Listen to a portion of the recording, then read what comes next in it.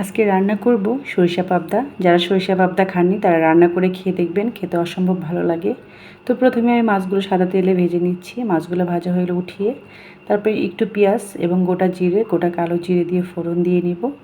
আর এ পর্যায়ে আমি দিয়ে দেবো একটু শুকনো মরিচের গুঁড়া, একটু হলুদের গুঁড়া, একটু ধনিয়া গুঁড়া, একটু জিরার গুঁড়া। আর আমি এই তরকারিতে কিন্তু কোনো প্রকারের বাটা মশলা ইউজ করব না। তো এখন একটু পানি দিয়ে মশলাটা ভালো করে কষিয়ে নেব, যেহেতু বাটা মশলা ইউজ করব না, তাই এটা খুব ভালো করে কষিয়ে নিতে হবে। তো এই যে কষানো হয়ে গেলে আমি এখানে ভাজা মাছগুলো দিয়ে দিচ্ছি। আর মাছগুলো ভাজা দেওয়ার পরে আমি এখানে একটু হালকা পানি দিয়ে দিব। তো আমার কাছে মনে হয়েছে পানি একটু কম হয়ে গেছে, তো একটু নেড়ে আমি আবার একটু পানি দিয়ে দিব।